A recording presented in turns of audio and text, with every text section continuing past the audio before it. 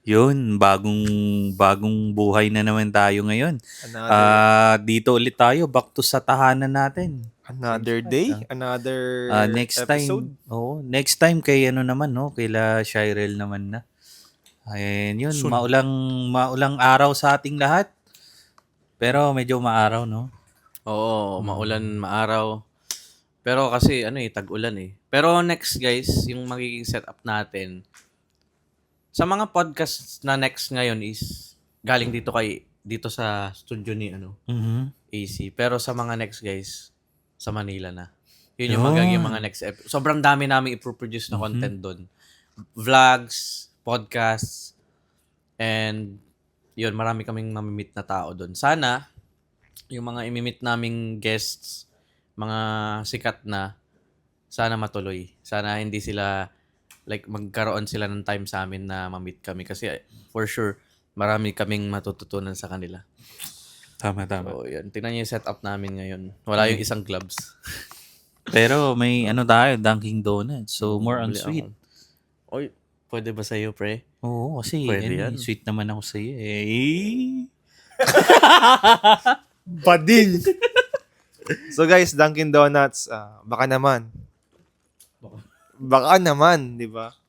At saka sa thank you Nars sa kape na ginawa mo. Talaga napaka-solid. Pwede na tayo magtayo ng coffee shop. Anong pa din pangalan natin? Pangalan, okay, nice. Yung intro, muntik na nating So, yung flow ng podcast natin, kailangan muna ng intro ng sarili. So, my name is Shirel Amol. Pwede nyo akong tawaging, this is Shy! Hindi, Shy, nickname ko sa mga kaklose ko dyan. Shy ang tawag nila sa akin. So, agency owner, meron akong team, merong mga clients, yung income, ayaw ko pang i-reveal. Sa Manila na lang. May content ako doon na i-reveal ko yung para yun. Tapos, nagbi-build din ng e-commerce business which is may progress naman na pero wala pang resulta. So, yun yung gagawin kong next. Tapos, of course, binibuild tong podcast namin. And then, binibuild yung personal brand sa other platforms din. TikTok, ganun. And then, may isa pa kaming binibuild ni Migs naman na isang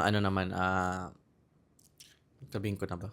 Huwag mo na i-reveal. Huwag muna, sige. Huwag muna. Tapos kami naman, may sistema din kaming gagawin. Sana mag-work. So, ang dami. Sipin yung mga ginagawa, sobrang dami. Which is okay kaysa walang ginagawa. Wala kaming ginagawang something. So, yun. Yun lang. So, my name is Mark Narciso. A building agency, also a construction estimator.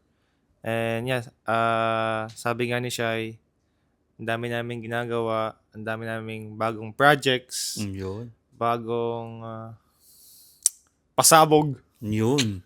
Grabe. Abangan ninyo guys. Oo, no? Yun, i-reveal ni Shai din. Siguro by pag nag-Maynila na tayo. Oo. Yeah, sige. Parang doon nalalabas lahat. Lahat, oo. Parang So, yun. Thank you, Nars. Ako naman si AC. You can call me Al Christian or AC. Startup agency owner din. And I created 9 to 5 jobs, starting my own business sa tulong at sistema ni Shai na mga values na tinuro. And yun, natulungan niya ako para malago yung business. And yun, stay tuned lang sa mga susunod na mga episodes at sa mga kaganapan pa na mangyayari ngayong araw. Yun, grabe naman mga malapang radyo yung boses Good, Grabe naman good yun. bro, good intro sa atin. So, ito guys, sabi promote ko to, pero nagkaroon ako ng tips, binigyan ako ng tips ng isang nagti-TikTok affiliate, a new friend, a new community member namin, makakasama din namin sa Manila. So, may mga angulo siyang tinuro sa akin kung paano ko ba i-introduce yung mga products na ipapromote ko sa TikTok na naka-align sa brand ko. So, i-share ko, kunyari pre, instead of isell ko to na, uy, gusto mo ba maging mabango lagi or ganun-ganun? Ito may pabango akong ano, ganun. Wag daw ganun. Kasi parang hindi na siya align sa branding ko. Since ang branding ko about sa hustling, yung sa pag-build ng ano, agency, ganun-ganun, pwede ko sabihin na hindi porket freelancer ka is hindi mo na aalagaan yung amoy mo. Parang ganun. So, freelancer ka, nasa bahay ka lang, kailangan maging mabango ka palagi. Tama. Parang ganun yung angulo. I-introduce ko siya, i-mention ko pa rin yung ginagawa ko. So, let's say, itong kape. Lagi ka mang inaantok tuwing nag-work. Meron akong alam na kape na high in protein. So, parang protein shake, protein supplement or ganun-ganun. And pang-high energy siya kumpara sa ibang kape. Ang galing. Di ba? Parang ganun yung angulo Oo. dapat. Hindi yung basta-basta isell mo lang yung product. Tingnan mo, parang sa Diba? paggawa lang ng videos yan, bro. The first 3 seconds of the video talaga dapat ma-hook mo na yung tao, di ba? Oo. Yung audience. Parang Nakalimutan ko pala magpabango. Oh, sige, spray mo. Amigo Ace. Sabihin mo yung ano. Amigo siya. Amigo. Hindi, ikaw naman yun. Pero grabe, ang luxury ng amoy niya, guys. So, talagang wala akong masabi sa pabangong yan. Talagang pang pakboy. Yung spooting na ano. Picotin Before spooting. tayo pumuntang Manila, actually, na ako, tingin na ako eh. Nililegit check ko lang yung page kung legit. Mag-order ako ng pinaka top ata nila, product ng spooting. Which is yung Padrino pang amoy mayaman daw. Para pagpunta natin doon sa Manila, iba, may amoy tayong classy daw eh. Hindi ko nga, curious nga ako doon sa maging amoy. Parang ano daw siya? Ano ba yung sabi niya? Woody ba? Woody? Or ano? Ano yun, sa Toy Parang Story cinnamon, yan, ha? ganun. Woody. si Buzz, tsaka si Woody. Pero malalaman natin pag dumating Okay. ngayong ano. Sige, bale, nagwa-vlog din kasi ako ngayong araw about to sa sistema namin. Mhm. And alam ko yung sistema na yun, doon na talaga kami, yung mic, sorry. Doon na talaga kami magkakaresulta. Kasi ang nakikita kong struggle, pagdating sa outsourcing, freelancing, sabihin na nating outsourcing kasi yung pinapagawa naman ni clients is sa iba lang namin pinapagawa. Bumubuo kami ng team dito sa Philippines. So, sila yung gumagawa ng work. And ang nakita kong struggle, which is naging struggle ko na rin siya, is pagkulang kami ng editors. Parang ako ngayon, guys, may yung editors ko ngayon, hindi na pala nila kaya yung mga clients ngayon. Lahat, tinatry kong i-balance yung workload ni ganito, workload ni ganito. And lahat sila is sobrang busy per day. Minsan nag-extra hours pa sila. Which is, thankful ako sa team ko na nagagawa nila yung ganun extra hours pa. And wala pa akong reklamong naririnig sa kanila. So, kailangan ko nang mag-hire ulit ng new editors kasi pag may mga new clients ako is mababalance ko lalo yung task na gagawin nila. So, kailangan ko talaga ng editors. Kaya thankful ako na naka-build si AC ng isang automation na natutunan niya rin doon sa community. And alam ko kaming lahat dito makikinabang. Bayaran nyo ata ako dun eh. So, may iba-iba kaming roles, mag-uusap kami, either si AC na nag-build ng automation, tapos ako yung kaming lahat yung magtitingin ng kung sino yung accepted ba yung portfolio niya. Kasi ang astig talaga niya, ang astig yung, pag in-accept mo yun, mapupunta siya sa ibang channel agad. Parang step by step, na parang, kumbaga anong tawag dun, pre, yung pag may kukunin kang ganun, tas maiiwan lang, yung liquid is, Naisip ko na yung sa pangluto, yung pag gaganunin mo, yung solid lang yung mga makukuha mo. Yung liquid, yung parang yung sa Anong tawag? Yung spatula na may butas-butas. Oo. Tapos kinuha mo yung prinito mo, may iwan yung mantika, yung mga pagkain lang yung matitira. matitira. Oo. So parang ganun yung ginagawa namin, and yung automation na yun, yung sistema na yun, gaganon kami ng mga tao, and then kung sino yung maiwan doon, sila yung Mga the mga best. So isipin nyo, we have 10 available editors doon sa server na yun, and nakakuha kami ng tatlong new clients. Pipili na lang kami doon sa 10 kung sino yung mag-hire. Mm. Ang magiging challenge lang namin is kailangan the more editors we get ma-hire, the more clients na dapat kaming makuha. Kunyari, bro, nakakuha tayo this week kasi sa sobrang dami nung Mga nag-apply, nag-apply, no? tapos makakapagpili tayo na ngayon. Kung makakuha tayo ng 10 ngayon, kailangan, bro, makakuha tayo ng 20 clients. Parang Grabe. ganun yun eh. Mm. Parang ganun yun. So, kailangan Mm. todo grind tayo. Mm. Ang nagiging challenge lang natin yung sa job site. Paano kaya yun? Parang Kailangan tayo na. natin mag-venture out sa hindi lang sa online jobs, sa ibang job sites din. Mm. Pero, yun yung magiging main natin. Yeah. So, ang good sana, bro, ang challenge ko sa ating tatlo, kahit sa akin, is makakuha tayo ng 3 clients before tayo punta Manila. Kaya Basta yan. may editor tayo ngayong week, Kaya yan. Basta may editors tayo ngayong week. Meron na yung Meron na. kung sino yung mauna kung sino yung mauna sa inyo makakuha ng client ngayon, sa kanya na yung available na 'di ba may isa na tayong available. Meron available isa. Ako kasi actually gusto ko na nga kunin yun eh. Tira mo naman kami. Actually, shoutout sa iyo sa editor niyan. Ang galing mo sa ginawa mo. Yung test edit para sa akin, talagang the best. Gusto ni client yun. Totoo, pre, kung kukunin ko yun kung ano. Onboarding na ako doon. So, yeah, let's see what happens. I-reach out kita agad pag yun na. Ipo-full time na kita. Yun. So, yun guys, yun yung isang Meron ba, di ba? Yung si bro. Si Ay! DJ. hindi, wag na yun bro kasi Si DJ. Si Kasin? DJ.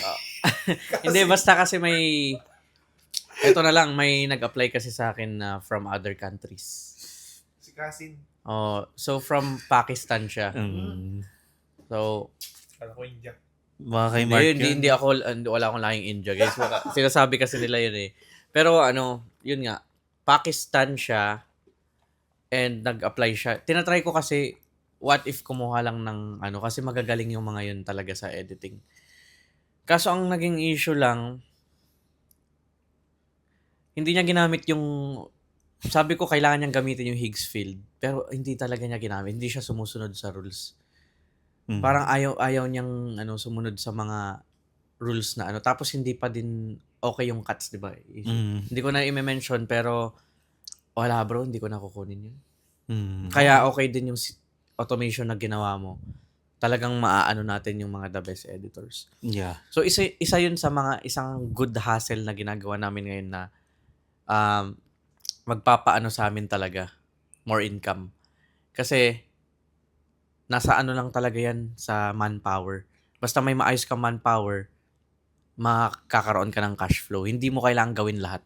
May manpower ka na maayos, okay ka na. Wala ka nang problemahin sa lahat talaga. Yun lang yung gagawin.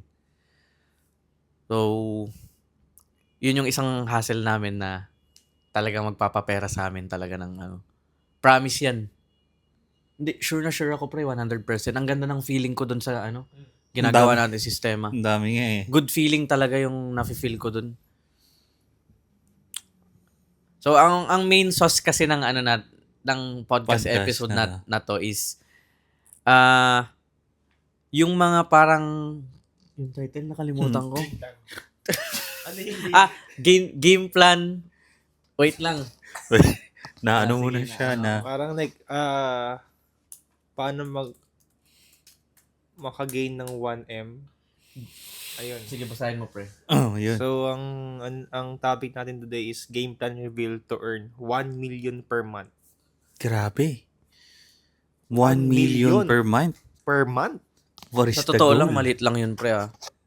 Sa atin, mataas na yun kasi nandito pa lang tayo, pre. Pero sa mga elites na ngayon, mababa pa nila yun. Eh kung goal natin maging elites, dapat tignan lang din natin na mababa pa yun. So ang tingin ko sa sarili ko ngayon, guys, wala, nasa baba pa talaga kami ngayon.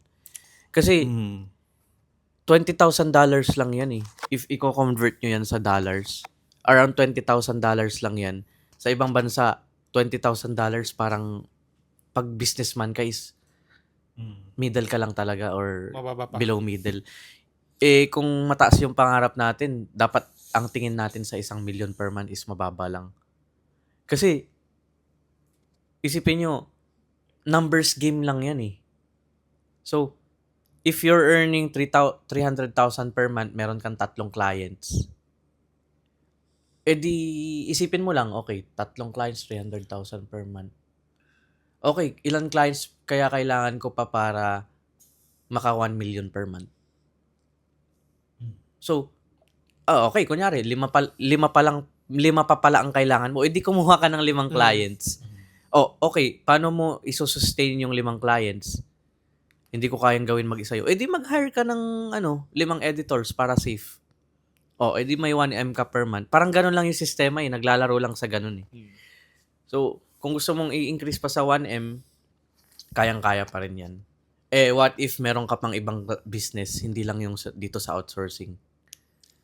Ganun ko lang kasi tinitignan yun, pre. Madali lang talaga. Kasi nakikita ko sa iba eh. What is your game plan? Game plan? Game plan, itong ginagawa natin. For outsourcing game plan, ang game plan sa outsourcing is magbuo lang ng manpower. Kumbaga, bubuo kami ng army para in case meron new clients na i-deploy lang natin kung sino yung na yan. Kung sino yung napili namin. So, easy formula lang for outsourcing talaga. Ang dali-dali, basta sundan mo lang yung formula na yon, na outsource mo lang, magaling ka lang mag-handle, mag-manage, okay ka na. Yung income mo is pwedeng increase, decrease, ikaw bahala. Another game plan is, yung game plan ko to pero alam ko pre, magiging game plan nyo din to if sa outsourcing okay na yung talagang, kunyari naka 5 clients na kayo. Is pasok na rin kayo sa e-commerce, sabayan nyo na ako. Magsabay-sabay tayong bumuo ng brand na Kasi yun talaga yung yung, alam yung mga clients namin ngayon. E-com na ngayon eh. Eh di maging ganun na lang tayo sa kanila, e-com na din tayo. Alam na rin natin ng winning ads. E-com, e-commerce. Tapos, yun yung mga online hustle namin. Etong podcast, if ang goal ko dito pre, hindi ko pa na-share sa inyo. 'Di ba nasa channel ko pa tong podcast natin, Unite Podcast. If nakikilala na tayo, like if lumabas tayo, kilala na tayo. May first ever nagpa-picture sa atin kunyari. First ever. Okay. Mag-build na tayo ng YouTube channel ng Unite Podcast na channel. Hindi lang sa Shirel Amol na. Hindi na doon mapupunta yung... The reason why andito siya kasi meron traction. May traction eh. May mga viewers. Pag nag-build kasi tayo from scratch bro ng Unite Podcast, parang back to zero tayo. Eh may momentum na tayo ngayon eh. So if nakapag-gain na tayo ng viewers talaga na yung nakikilala na talaga tayo. Uy, kilala ko yan, yung Unite Podcast, yung mga 3 nandyan. So, 3. Yun na yung 3 pogi. 3 pogi. Yun na yung time, that's the perfect time para na tayo ng channel, and then yung monetization nun is i-split up natin sa atin. And then doon sa channel na yun, nakalagay yung mga YouTube channels natin na personal. Yeah. Okay. Yung ginagawa nila anti-support. Siguro pag naging ganun, may sarili na tayong Gusto nagko-content na rin ko kami ng, dalawa. sarili nating studio. Studio. Parang bahay type na bootcamp type. Tapos may mga bago na tayong accessories, Accessories. mics. Siguro may camera na tayo, no? Vlogging, ganun. Basta yung mga hassle, basta yun yung mga online hassle, guys. Outsourcing. Ay. Outsourcing, e-com, tapos itong branding, itong content na ginagawa namin. And then, sa traditional naman, kayo na bahala, pre. Like, gusto ko ng ganun eh. Ano bang naisip mong traditional business, pre? Alam ko, ito, kasi- experience to eh. marami. Uy, yung donut natin, tumigas na, pre. Sige lang. Sige, habang nasalita ako. Siguro sa akin, ang game plan ko, syempre, first, nandito ako sa industry na to, building agency. And nakikita ko is, syempre, kailangan mong magkaroon ng puhunan. So, kailangan tayo magkaroon ng client and then mga editors. And then, nakikita ko kasi, once na nagkaroon na ako ng puhunan, lilipat ako ng industry, which is, hindi naman nalilipat, mag-add ako ng industry ng real estate. Sabi ko na eh. Yun kasi nakikita ko eh. Yun talaga. yung ano niya. Real estate na hindi naman yung nagbebenta siguro ng mga lupa. Which is, bibili na lang ako ng unit or bibili ako ng property. And then, gagawin ko siyang staycation. Gagawin ko siyang staycation or for rent siya in a month, something ganun. Kasi, nowadays, nakikita ko na more on leisure ang mga tao ngayon eh. Gusto nila pahinga. So, nakikita ko na magkaroon ng magandang property and gawin mo siyang staycation. Also, hindi lang doon, I'll do buy and sell also. Sabi ko na, pre. Runs in the family talaga ang mga ano. Kasi si father ko, buy and sell siya eh. Kaya, parang siguro, na-adapt ko na rin, na-absorb ko na yung ginagawa niya. And yeah, parang yun yung nakikita ko sa akin. Ang skill sets nito, pre, pansin ko, skill set nila paring Hive. Kasi, yung buy and sell, same lang lahat yan eh. Kahit ano man yung ibenta mo, kahit watch, cars, shoes, kahit ano yan, same concept lang yan. Same skill sets, selling, ganun. Magaling sila makipag talaga. So, yun yung ko. So ako, I agree with Shai kasi yun nga, may iba-iba kaming ibang ways to earn. So I agree to kay Mark, which is ang galing nito kasi business minded talaga to sa buy and sell, di ba? Dati pa yan eh, nung high school pa lang yun. So believe ako sa inyo. So itong ginagawa namin ngayon, ipoporsige ko to. Kasi ang goal ko hindi lang basta ito lang. Gusto ko mas higher pa sa higher. Kasi I don't want to be, just like sinabi ko sa inyo dati, I don't want to be an ordinary person lang na hanggang dito lang yung kaya ko. Kaya simple life, but extraordinary yung buhay ko. So, pag may ginawa kasi ako, talaga ipoporsige ko siya. Hindi ako hihinto hanggang ma-achieve ko yung gusto kong mangyari. So, sa outsourcing, maghahanap ako ng maraming editors and clients. Hindi ako titigil, hindi ako susuko. Yun lang naman yun eh. Tapos pag ginawa mo yun, maraming opportunity na pwede ng maging bagong opportunity na maisip mo eh. Yun na yung darating yung try ko kaya magganito. Ang sabi kasi dito guys, yung try na yan, gawin mo. Kasi hindi mo ginawa, hindi mo alam magbo-boom pala yung gusto mong gawin. 'Di ba? So, yun.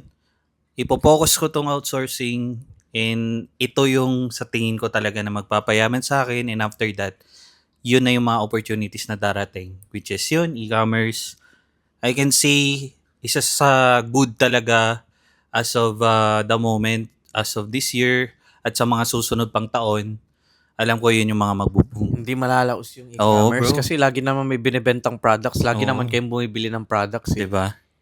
At saka sa technology ngayon, mas lalong mag-excel pa yan sa mga susunod na taon, bro. Kaya yun, ito lang ang masasabi ko rin. Pag nasa taon na kayo na gusto nyo na mag-business, huwag kayong sumukong mag-excel or maghanap ng mga opportunities na darating. Kasi every day yan may bago eh. May bagong type of business, pasukin nyo agad. Lalo't hindi pa saturated. Ngayon mo na agad. Kasi kung ikaw yung nauna dito, ikaw yung mauna. Ikaw talaga yung nasa top agad. Gaya nung mga nag-take ng opportunity nung pandemic. 'Di ba? Una sila sa amin. Kung hindi sila nag-risk nun, siguro yung mga pera na hawak na nila, yung lifestyle na meron sila ngayon, baka hindi nila nagawa yun. So yun, hindi lang namin agad na-achieve yun nung days na yun kasi parang medyo ang ano kasi turo sa amin makapagtapos ganun eh.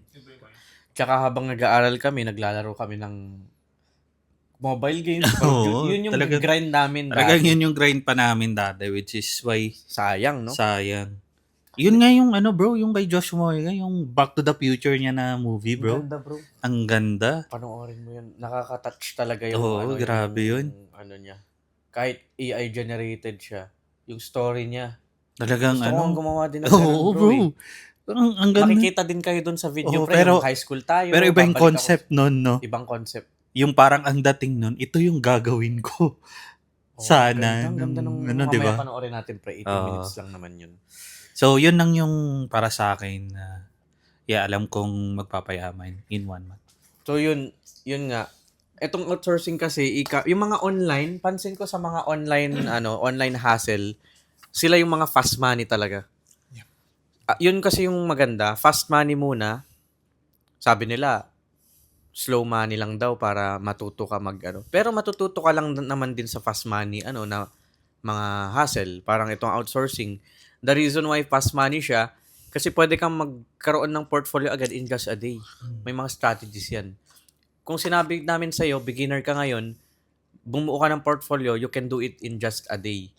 And then next day, kuha ka ng editors, and then next day, kuha ka ng clients, and then next day, i-negotiate mo yung mga and then, in just a week, meron ka na agad. Hindi ko sinasabi na pag beginner ka, hindi mo kailangan mag-aral ng copywriting, negotiation, sales, marketing. Aaralin mo yan. Of course, it will take around a month, 2 months. Pero ang sinasabi ko, yung pagdating sa action, is you can do it in just a week, yung mga action na kailangan mong gawin. Yung education, it will take 1 to 2 months, like I said. Pero yung action, in just a week of taking action lang, pwede kang magka-resulta. Pwede kami magka-clients ngayong week. Kailangan lang talaga namin ng editors. Yun na lang. Yung ginibuild namin ngayon, kailangan ang goal ko this week, today is Tuesday, this week meron na dapat kami. Yun yung talaga nga. After nitong podcast na to, pipili na kami ng editors na mag-undergo sa test edits. So, fast money, and then, if kumita na kami ng around 1M per month, doon na magi-start yung talagang i-multiply yung wealth. I-scale up. Scale up.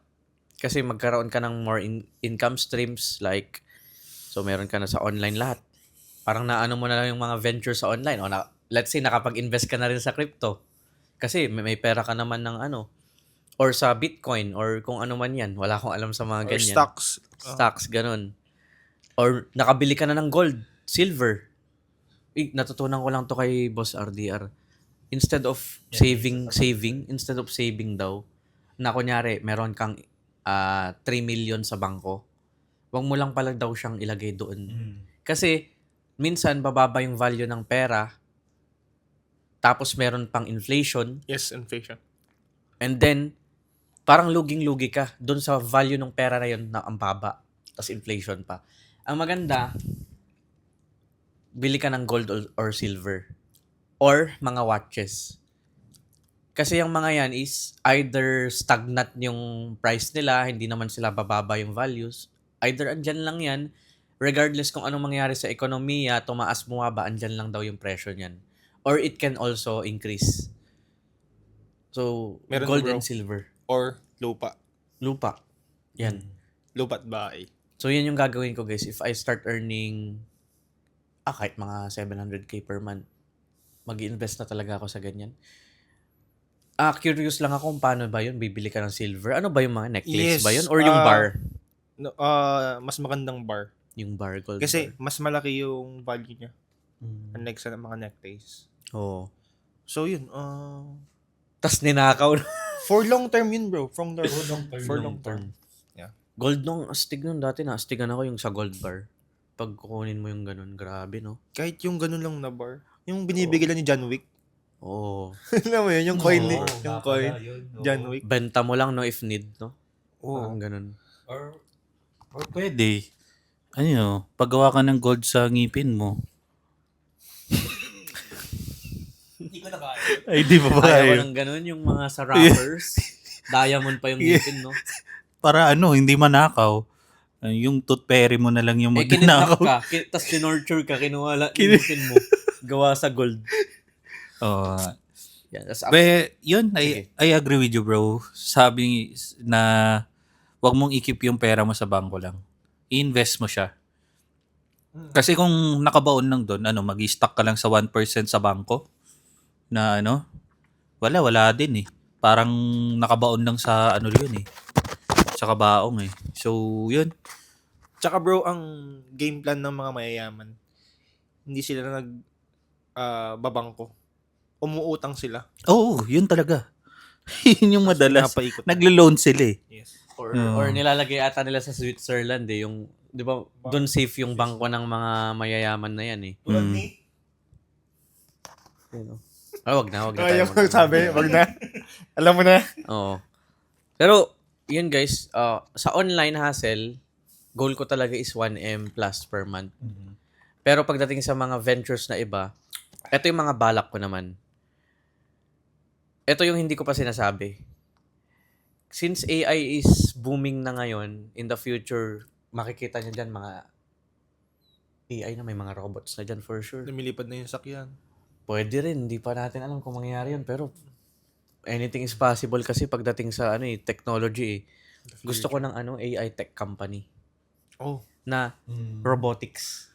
Alam mo yung kasi sa Singapore pre, nung nag-aral akong elementary dun, na-amaze ako dun sa mga robotic, yung may ginawa kasi kaming parang robot nun na pag magka-clap kang 3 beses, aandar siya pa clap kang 2 beses, kakanan siya. Or may parang nagre-respond siya sa sound. So since AI is hindi naman ako matalino na ako yung magbi-build ng robot na yun. Outsource natin 'yan. Kuha tayo ng engineer na na magaling sa ganun, magaling AI engineer or kung ano man yung tawag nyo dyan. Para malay mo yung invention mo na yun, may discover pala yung matalino mong engineers. May invention, malay mo ikaw yung makapag-start ng parang yung mga And wow. Pero e-bike, no? Pero alam nyo ba, yun yung parang yung naiisip ko eh. Pag nag-imagine ako, pag yung dati ginawa ko, paano kung ako yung naging owner ng ChatGPT? Paano kung ako yung naging ganun? Kung nalaman mo yun, yung may magaling talaga sa, parang there's a person lang na, someone na gustong matutong, ay, engineering, ganito yung ginagawa. Pa na try kong, it's more on new technology na pwede kong i-invento, no? Parang grabe talaga pag naisip mo na nagkaroon ka rin ng AI company. Goods Gusto ko kasi nga- yun yung boom talaga din Gusto ko talaga. nga bro, pag may malaking bahay na tapos yung mga kasambahay mo, mga robot na Oh, grabe yun, bro. 'Di ba yung Grabe yun. ano ba yung magiging problema natin in the future? Kasi kailangan yung robot na yun is isosolve na yung problema in the future. Hacker, bro. Huwag naman na yung ganun, hindi yung Problema yun, bro. Paano kung nahack niya yung system ng robot? meron na yun eh. Ay, Like in the future, pwede rin construction eh. Kaso, ang kalaban talaga ng AI, yung mga tao din eh. Pag bumuo ka ng robot na kayang mag-construction, yung sila nagagawa meron na ngayon yun Di ba ngayon, mapapalitan yung more on sa factories, more on AI na. Mm. Sa packaging, gano'n, more on AI. sa Pinas? Yung, ano yun? Pizza? Pizza. Yung sa silica?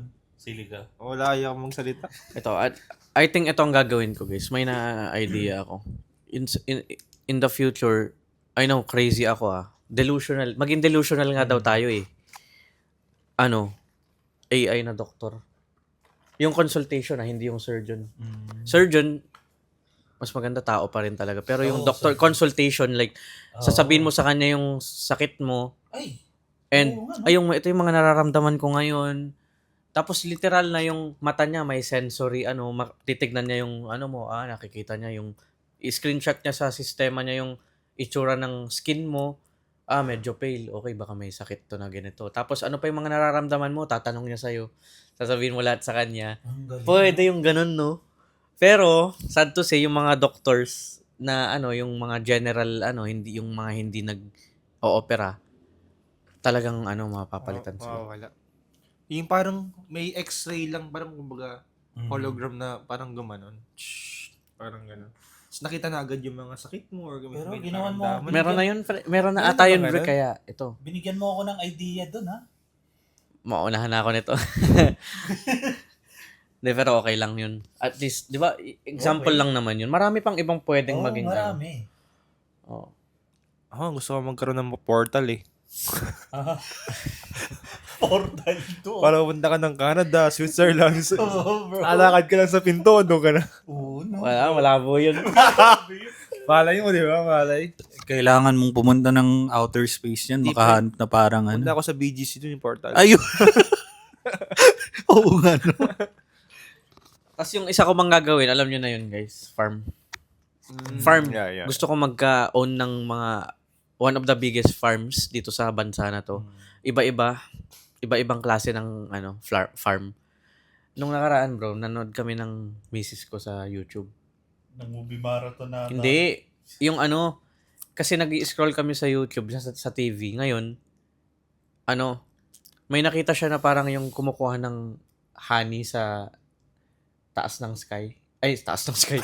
Sa taas ng puno. Okay. Yung wild honey sa Australia. Mm-mm. Hindi ko na sana papanoorin kaso in-insist niya na panoorin. Ngayon, nakakita ko sa agribusiness how it works na channel. Sinearch ko, business pala yun, bro, yung napoproduce yung honey. Mag-aalaga ka ng bubuyog, pre. Oo. Oo. Sila mismo ang gagawa Oo. nun. Sila mismo, tapos kailangan may mga halaman dyan sa tabi mo para sila yung... And then, yung honey, ikaw mismo mag-harvest, ibebenta mo yun. Mahal. Lalo na pag natural. Naisip namin, bro, pag may lupa na kami, na nakabili na kami ng malaki lupa na puro halaman yan, mag-aano kami ng mga beehive na marami. Meron silang binebenta pala na beehives. Tapos may nabibili din. Bibili ka din pa mismo ng bee. Queen bee, ganun. Tapos yung mga lalaki na bee, kung anong lahi man, bibilin mo talaga siya pala. Tapos yung queen bee na yun, magpo-produce sila ng maraming bee. Tapos the more na dadami yung bee, Maraming. merong colony yan eh. Tapos ang kagandahan yan, pag binuksan mo yung beehive, in just weeks ata meron ng honey. Tapos makikita mo yung queen na parang rumoronda lang siya doon nangingitlog-gitlog. So naisip ko, kung isang jar ng honey, magkano na yun? 600? 1K? Ganun? Oo. Pag original na yung walang halo. Oo, walang tubig. Yun, another business, naman, yun naisip lang na-amaze lang kami. Alam dun ko sa alam ko yung conclusion yun, bro. Oh. Kasi uso na yung AI, guys. So, yung honeybee, robot din.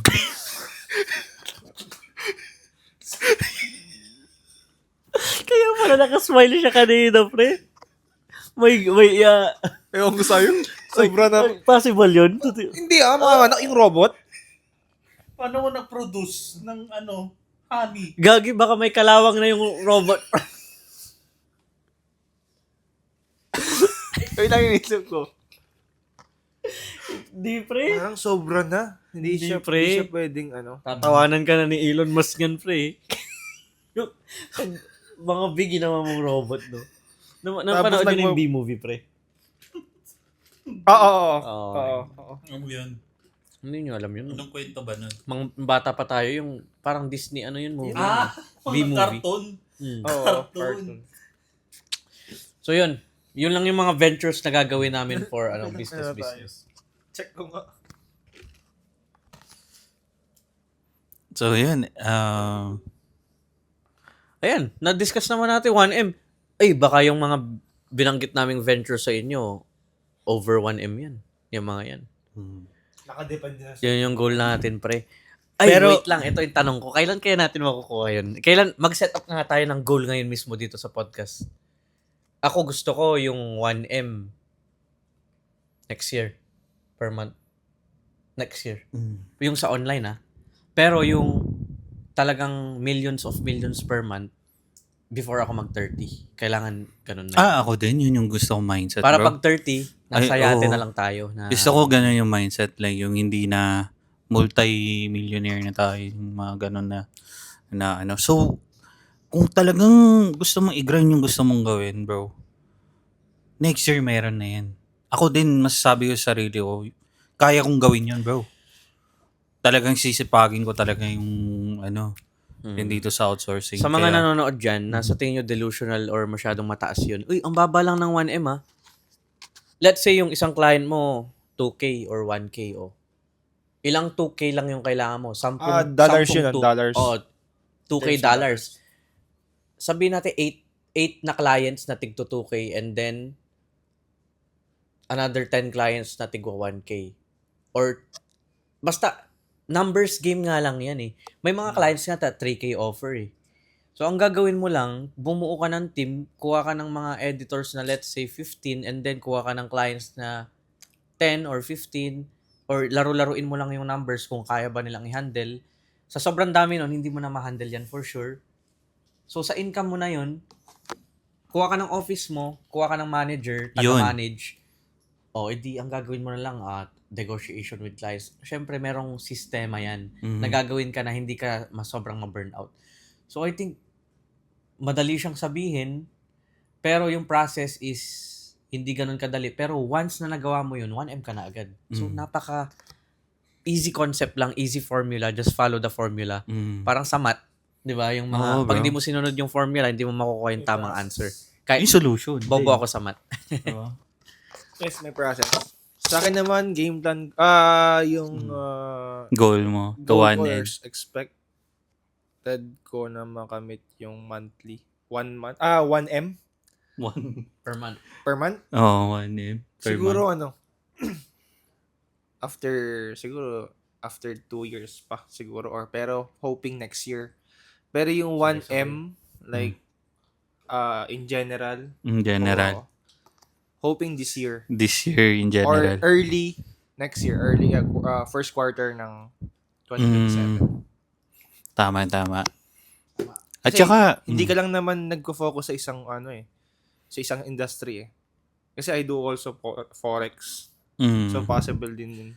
So, yun nga din. Hindi namin inaano sa inyo na mag-outsourcing na din kayo. Pero may iba-ibang klase kasi dyan na how to earn or how to reach 1M. So, diskarte nyo yan. Pwede Kung rin gusto- OF kayo. Kung gusto kung gusto mo talagang control. yumaman, do something na feeling mo ikakayaman mo. Wag kang matakot subukan. Yun yung dito. Hanapin mo yung sarili mo kung saan industry ka pupunta. No. Kung saan industry ka dapat na Kung Girls, kung- if gusto nyo, OF kayo, easy money. Ano Narinig yun, no? pero ayun nga, sabi nga pag nag-build ka ng system mo sa outsourcing, kailangan just to be true sa inyo guys, pag 10 clients ka na, kailangan mo na talaga maghanap ng parang pwede mag-manage nun eh. Yes. Kunwari, sa magmamanage ng video editors, dapat may person ka na mag-handle doon. Bali, ang parang focus mo lang talaga, client acquisition lang. Negotiation nga. Oo, negotiation lang. Yun yung mo talaga nun. Kaya, alam ko mag-grow yung ginagawa natin. And, yun, sa mga susunod na araw, panahon, alam ko, per month, 1 million na yung ginikita natin. Or more than. Hindi kami nagpe-pray dito or nag-ano lang, nag-hope pa. Hindi Oo. May kami, game plan. Ito nga yung game plan namin. So, yun. Sana din hindi ko lang gusto na ako yung maka 1M. Kahit mauna sila, okay lang sa akin. Basta, isa sa amin is makaabot ng ganun. Yes. So, yun guys. I think, let's wrap up this episode na kasi may another episode pa kaming gagawin or tingnan natin. So, Amal Mentality. Amal mentality. Thank you guys. Thank you guys. Meron pa tayo. Cheers! Cheers! Nakalimutan Cheers. nyo na. Cheers! Ako, wala na. Kayo, matabang na.